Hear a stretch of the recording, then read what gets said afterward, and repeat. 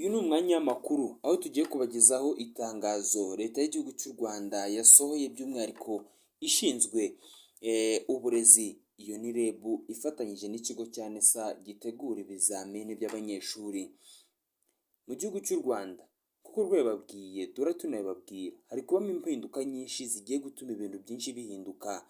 Tubabwira ngo abanyeshuri bagiye kwiga kino gihe ntabwo bizaborohera nk'abanyeshuri barangije kwiga, kubera ko iri tangazo ryasohowe na NESA n'akasamutwe. Amasomo agiye kongerwa mu yo twigaga agiye gutuma abanyeshuri benshi batazongera kugira amahirwe yo gusubira kwiga kaminuza. Ibi ngibi byanagorana bigasaba igiciro gihambaye cy'umunyeshuri cyo kuba yatsinda aya masomo akajya kwiga kaminuza. Reka nguhe ikaze aho tugiye gusomera hamwe iri tangazo NESA yasohoye, ndetse tunababwira n'amasomo bagiye kongera mu yandi, aho abanyeshuri bagiye kujya kwiga by'umwihariko sekisiyo iyo ari yo yose ayo masomo atazajya aburamo, ndetse no kuba bayakora mu kizamini cya leta. Nguhaye ikaze kuri YouTube channel Rwanda Room TV. Njye ndi Isa kugezaho amakuru umunsi ku munsi. Igihugu cy'u Rwanda cyerekeye gisanga abanyeshuri benshi basohoka mu mashuri ariko ikijyanye n'imivugire y'icyongereza ari hafi ya ntayo, ku buryo abanyeshuri benshi usanga bize imyaka 12 ariko bagasohoka mu ishuri bakivuga ururimi rumwe nk'ihene.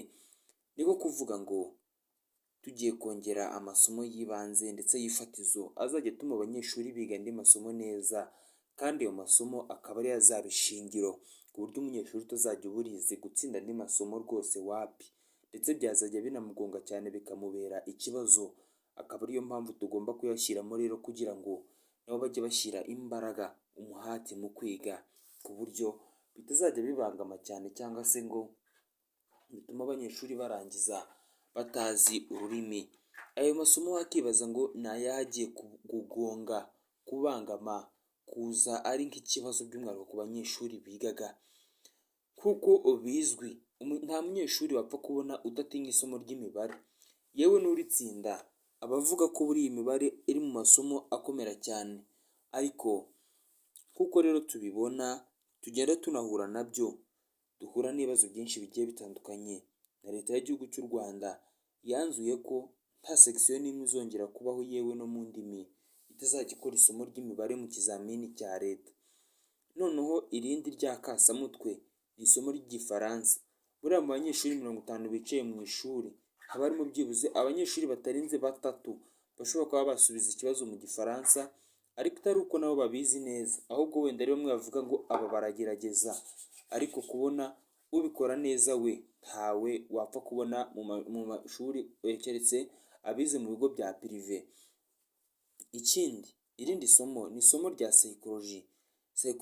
Iri ni isomo rizajya ryigwa mu bigo byose mu gihugu cy'u Rwanda, kubera ko iri somo nyine ngo ni ryo kumenya cyangwa se ni isomo ryo kwiga mu bijyanye n'ubuzima bw'umuntu, ku buryo ushobora kureba umuntu ikintu akoze cyangwa se uhuye n'umuntu ugahita umenya ngo uyu muntu ari mu cyiciro cy'abantu bameze gutya, akunda ibi, akora ibi, kandi n'ikimutera kubikora ni iki ngiki. Ikindi, irindi somo ni isomo ry'ikinyarwanda.